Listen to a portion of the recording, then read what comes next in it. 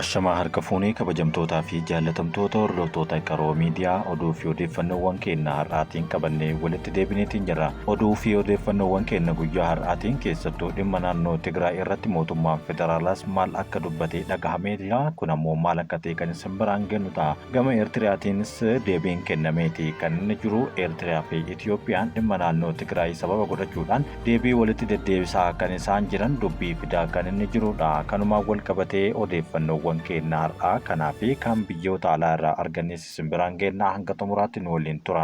Mootummaan Itiyoophiyaa garee TPLF tokko humnoota alaa waliin hidhata qaba jechuun himate.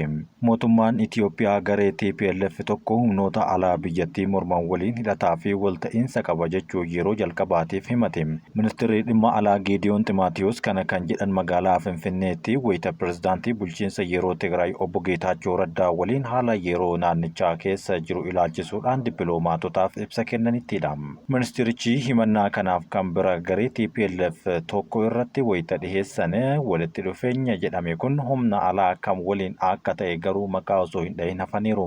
Waldhabdeen aanga'oota TPLF gidduutti uumame cimuudhaan baatiiwwan darban keessaa TPLF dura taa'aa dhaabbatichaatiin durfamu Eertiriyaa waliin walitti dhufeenya taasisaa jiraachuu kaasuudhaan irra deddeebiidhaan himataa turaniiru. Obbo Geetaachoo Raddaa kanaan dura ibsa kennaniin aanga'oonni waraanaa fi siyaasaa tokko Eertiriyaa waliin walitti dhufeenya taasisaa jiru jechuudhaan himachuu isaanii kan yaadatamu yommuu ta'u, gareen Dabratsiyoon Gabra Mikaa'eliin durfamu garuu himannaa irratti dhihaataa jiru kana irra deddeebiidhaan haalaa jira. Dippiloomaatota teessumni isaanii magaalaa Finfinnee ta'eef ibsa kennameen mootummaan Itiyoophiyaa garee TPLF tokko humnoota alaa waliin walitti dhufeenya qabaachuun alatti walitti bu'iinsa kaasuudhaaf yaalii taasisaa akka jiru simateera. Ministeerri dhimma alaa Geediyoon Ximaatiyos mootummaan isaanii haala naannoo Tigraayitti mudateetti dhiheenyaan hordofaa jiraachuu kaasuudhaan dameen yookaan gamni TPLF tokko humnatti fayyadamuudhaan ifatti mootummaa yeroo diiguudhaaf yaalaa jira jechuudhaan kaaseera. Kunis baatiiwwan dhiheenyaa as muudaman naannoo Tigraayitti mudate ilaalchisuudhaan ibsa ifatti mootummaa giddugaleessaadhaan kenname kan jalqabaa yoo ta'u, muddamni baatiiwwan muraasa darban aanga'oota adda bilisummaa Tigraay TPLF keessatti mudate waliin himannaa biraa darbuudhaan haala meeshaa waraanaatiin dargaggoowwan deeggaruudhaan walitti kaasan argameera. Gareen TPLF Dr. Dabratsiyoon Gabra Mikaa'eliin durfamu muudamoota bulchiinsa yeroo naannichaa kaasuudhaan kan mataa isaanii godinootaa fi aanota keessatti filachaa jiru. Waliigalteen Piriitooriyaa guutumaan guututti hojiirra oolchuuf xiyyeeffannoodhaan hojjechaa jiraachuu kan hime mootummaan federaalaa Itiyoophiyaa waan Tigraay keessatti gudduu jiran kana kanneen haayilaan itti dhiheenyaan hordofaa akka jirus kaaseera. Haala yeroo naannoo Tigraay keessatti ta'aa jiru ilaalchisee haasawaa dippiloomaasii Finfinnee keessa jiraniif kan kennan yommuu ta'u, hawaasa dippiloomaasiitiif ibsa kan kenne ministeera dhimma alaa Itiyoophiyaa Dr. Geediyoon Ximaatiyos hojiirra oolmaa waliigaltee Piriitooriyaa hanqinoota qabaatus mootummaan federaalaa guutumaan guututti hojiirra oolchuudhaaf xiyyeeffannoon addaa hojjechaa jiraachuu ibsuun hangaan kana miidiyaalee biyya keessaa gabaasaniiru. Kana waan ta'eef waliigaltee nagahaa Piriitooriyaa hojiitti hiikuudhaaf bulchiinsa yeroo ce'umsaa fi hawaasa idil addunyaa waliin waltumsuun hojjenneerra kan jedhan yommuu ta'u, Dr. Geediyoon kaayyoon waliigaltee nagahaa Piriitooriyaa tokko dhukaasa dhaabuu ta'uu kan himanii fi ministeerichi mootummaan waan amma Tigraay keessatti jiru hordofaa jiraachuus dubbateera. Gamtaa Afrikaatti Komishiinarri siyaasaa nageenyaa fi tasgabbii ambaasaaddara Baankoolee Adiwaayyee akka jedhanitti haalli naannoo Tigraay keessa jiru karaa nagahaatiin akka furamuuf hunduu carraaquu qaba jechuun dubbateera. Gamtaan Afrikaas rakkinicha gara nagahaatiin furuudhaaf carraaqqii taasifamuuf deeggarsa barbaachisu akka taasisu miidiyaaleedhaan dubbatame. Waltajjii haala yeroo naannoo Tigraay keessatti ta'aa jiru hawaasa idil addunyaa hundaaf ibsuuf qophaa'e kanarratti Dr. Geediyoon Ximaatiyos pirezidaantii bulchiinsa yeroo Tigraay obbo Geetaachoo Raddaa fi dippiloomaatonni biyyoota garaagaraa irratti hirmaataniiru. Ameerikaa, Biriteenii fi biyyoonni Awurooppaa muddamni garee TPLF lamaan gidduutti obbo Geetaachoo Raddaa fi Dr. Dabratsiyoon Gabra Mikaa'eliin hoogganaman gidduutti uumame naannicha yaaddoo keessa galchaa jiru karaa mariitiin akka furamu ibsa waloo dhiheenya kana baasaniin ifa godhaniiru. Muddama kaaba Itoophiyaatti hammaachaa jiru hordofaa jirra kan jedhan imbaasiiwwan kunneen qaamoleen hunduu waliigaltee Piriitooriyaa kabajuu qabu jechuudhaan waamicha isaanii dhiyeessaniiru.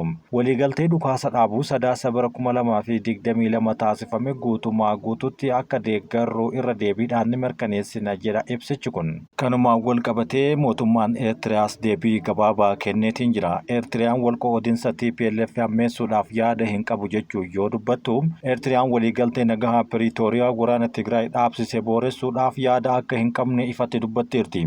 Kanarraa ibsa dubbii barbaachaa ministeerri odeeffannoo Itoophiyaa waa'ee buufata doonii galaana diimaa ilaalchisuudhaan kennetu qoqqoodinsa uumaa jira jechuun gara Itoophiyaatti quba qabu jalqabde.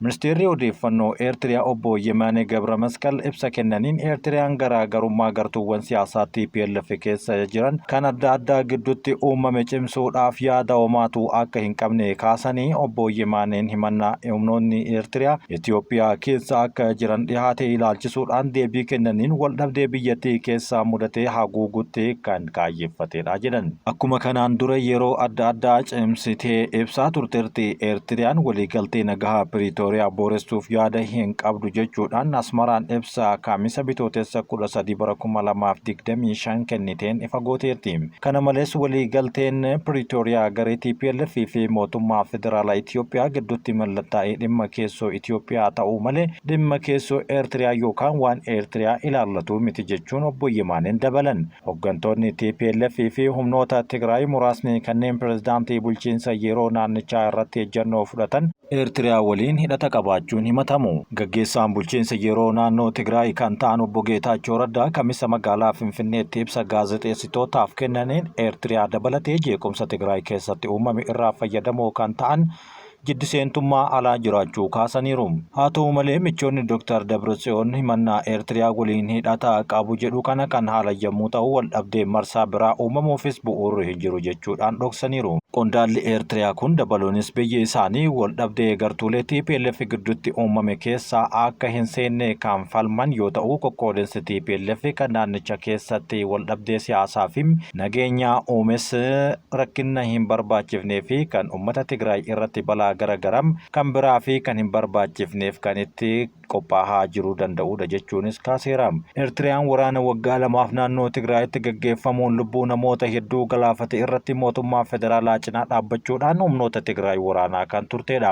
Pirezidaantiin Eertiriyaa Isaayyaas Afwerqiin waliigalteen Piriitooriyaa erga mallatteeffamee booda gaafii fi deebii taasisaniin dhukaasa dhaabuu deeggarsa Ameerikaa fi Gamtaa Afrikaatiin raawwatame kun tooftaa jeequmsaati jechuun kaaseera. Haa ta'u malee waggoota dhiheenya keessa erga hariiroo cimaan Asmaraa fi Finfinnee gidduu ture laaffataa adeemeen booda walitti dhufeenyi Maqalee fi Asmaraa gidduutti uumamuu isaa morkitoonni TPLF hedduu dubbataniiru. Xiinxaltoonni tokko akka kaahanitti garuu kun walitti gaarreeffannaa waraana sagaleeti yookaan jechuudhaan kan kaasan yommuu ta'u Itoophiyaa fi Eertiriyaa gidduutti waraanni marsaa biraa ka'uudhaaf qophii qabaachuu isaanii ni dubbatu. Oduu biraatiin eegaan pirezidaantii Keeniyaa lammii Biritishitti konkolaataa buusee ajjeesuun himame. Konkolaataawwan pirezidaantii Keeniyaa Wiiliyaam Ruutoo eegaa turan keessaa tokko kan lammii Biritish tokko rukutee ajjeesuun miliqeera. Namni maqaan isaa Edgar Charles Frederick jedhamuu fi umriin isaa ganna 79 ta'e kun kamisa balaan konkolaataa kun daandii guddaa magaalaa guddoo Keeniyaa irratti rukutame lubbuun isaa darbuun dhagahameera. Poolisiin shufeera kana hidhee kan ture yommuu ta'u boodarra wabiin kan gadhiifamee fi poolisiin akka himetti namni kun konkolaataa akka qaama pirezidaantii Wiiliyaam Ruutoo eegaa turanitti deeggarsa kennaa ture jedhama. Dubbi himaan poolisii Mikaa'el Muchirii akka dubbatetti Frederick gara Keeniyaa kan dhufe obboleettii isaa fi ilma obboleessa isaa Keeniyaa keessa jiraatan dubbisuuf ta'us kaaseera. Firri isaa kan dhihoo kan balaa kanaan du'e gaddi itti dhagahamuu kan hime yommuu ta'u qorannoo reeffaa guyyaa jimaataa kan geggeeffame ta'us ibsameera. Shufeerri erga balaan qaqqabee osoo hin dhaabbatin hafe kun qorannoo hordofee mana murtiitti dhihaachuudhaaf akka jiru poolisiin Keeniyaa beeksiseera. Dubbi himaan komishinii ol'aanaa UK aanga'oonni gabaasaa kana quba qabaachuu isaanii odeeffannoo dabalataa gaafachaa jiraachuus himaniiru. Viidiyoowwan miidiyaa hawaasaa irratti maxxanfaman namni jiinsii cuquliisaa fi shamizii daalacha uffate tokko daandii naannoo gabayaa itti baay'atu cinaa ciisee osoo dhiigaa jiru agarsiisaa tureera. Namni kunis nama lammii Ingiliz akka ta'e mirkaneeffameera. Pirezidaanti Ruutoon bakka wanti kun mudatetti sagantaa marii kan qopheesse yoo ta'u kunis qaama marii siyaasaa uummataa magaalaa guddoo waliin taasisaa turedha. Keeniyaa keessatti balaa konkolaataa pirezidaantii eeguun wal qabatee mudachuun kan jalqaba miti. Bara 2017 kawaantii Kisii keessatti konkolaataan poolisii pirezidaantii duraanii Uhuru Kenyataa eegaa ture tokko konkolaataa uummataa namoota 14 qabatu akka biyyaatti Matatu jedhamu gidduutti mudate namoonni 6 akka madaa'an sababa ta'eetiin jira. Yeroo sana pirezidaanti Uhuru Kenyataa fi yeroo sanatti itti aanaa isaa kan ture William Ruto hiriira deeggarsaa siyaasaaf gara kaawuntii sanatti imala akka turan ni yaadatama. Namoonni madaa'an gara hospitaalaatti geeffaman hanga wal'aansa argatanitti pirezidaanti Uhuru fi Ruutoon achi kan turan namoota madaa'an kanneen hordofaa akka turanis The Standard gabaasisaa keessatti yaadachiiseera. Oduu biyya alaa irraa arganne kan biraatiin imaltoonni xiyyaaraa Ameerikaa gubataa ture keessaa karaa baallee xiyyaarichaatiin baafamuun himame. Imaltoonni balallii daandii xiyyaaraa Ameerikaa keessa turan erga xiyyaaricha irratti ibiddi qabatee booda buufata daandii xiyyaaraa Koloraadooti akka qubatu taasifameera. Waraabbiin viidiyoo taatee kana agarsiisu imaltoonni karaa baallee xiyyaaraa Boeing irratti walitti qabamanii gariin boorsaa qabatanii jala xiyyaarichaatiin garuu ibiddi boba'aa kan jiru agarsiisaa ture. Bulchiinsi Aviyeeshinii Federaala Ameerikaa FAA akka jedhetti imaltoonni buufata xiyyaaraa idil-addunyaa Denver keessatti mala qilleensaan afuufamuutti fayyadamuudhaan nagaadhaan lafa gahaniiru jechuun dubbate. Ejensiin sababa taatee kana akka qoratus ifa godheera. Boodarra buufanni xiyyaaraa namoonni 12 miidhaan salphaan irra gahee gara hospitaalaatti geeffamuu isaanii mirkaneessee miidhaan cimaan namoota irra gahe kun akka hin jirre dhagahameera. Xiyyaarri ibiddeetti qabate kunis naannoo Colorado Spring irraa kan ka'e yommuu ta'u gara buufata xiyyaaraa idil-addunyaa Dallas Fort Worth jedhamutti deemaa akka ture FAA'n ibsa eereera. Xiyyaarri kun erga qubatee booda ammoo buufata xiyyaaraa daandii xiyyaarri yeroo qubatuu fi ka'uu imaluu irraa adeemaa jirutti ibiddaan gubateera. Daandiin qilleensa Ameerikaa akka jedhetti xiyyaara kana keessa imaltoota 172 fi hojjettoota xiyyaaricha keessa turan 6 akka ta'ee fi hundi isaaniiyyuu nagahaan baafamuu dubbatameera. Itti dabaluunis xiyyaarichi Boeing 737-800 akka ta'ee fi rakkoo motoraa waliin wal qabatee akka mudate kaaseera. Dubbi himaan daandii buufaticha xiyyaaraa Michael Konospaasek akka jedhetti foddaa fi karaawwan xiyyaarichaa adda addaa irraa aarrii fi laboobaan ibiddaa mul'ataa turu addeesseera.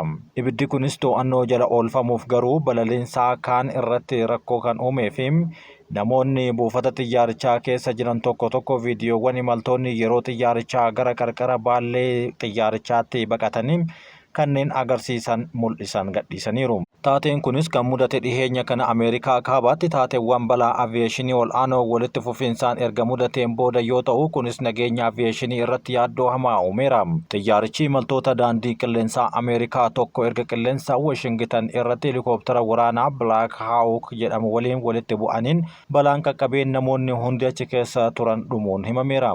Balaan magaalaa guddoo Ameerikaatti mudate kaanis hanqinoota to'attoota tiraafikaa qilleensaa fi dhiibbaa hojii isaanii irratti gaafii kan kaase yommuu ta'u, pirezidaantiin Ameerikaa Doonaald Tiraamp haaluma qaama tattaaffii baasii mootummaa qusachuutiin hojjettoota yaalii dhaabbata aviyeeshinii federaalaa FAA dhibbaan lakkaa'aman hojii irraa ari'aniiru. Tarkaanfiin kunis kan fudhatame erga balaa xiyyaaraa lubbuu namoota hedduu galaafate diisitti mudatee torbaan muraasa booda ta'uun ni yaadatama. Hojjettoonni dhaabbatichaa hojii irraa ari'ataman kunneenis keessaa makaanikoota suphaa, hojjettoota eegumsa naannoo fi gargaartota teeknikaa keessatti kan argamanidha. Tiraamp abbaa qabeenyaa biiliyeenarri teeknooloojii Elon Musk waliin haaluma qaama tattaaffii ministeera gahumsa mootummaa kan jedhamu hundeessuun baasii mootummaa hir'isuu fi dhiibbaa taasifamuu dursaa kan jiranii fi sababa jedhuun yeroo ammaa kana mootummaa keessatti miseensota hedduu hir'isaa kan inni jirudha. Kabajamtootaa fi jaallatamtoota hordoftoota keenya oduun keenya ammaaf isiniif qopheessinee kanuma waan nu dhaggeeffattaniif galatooma.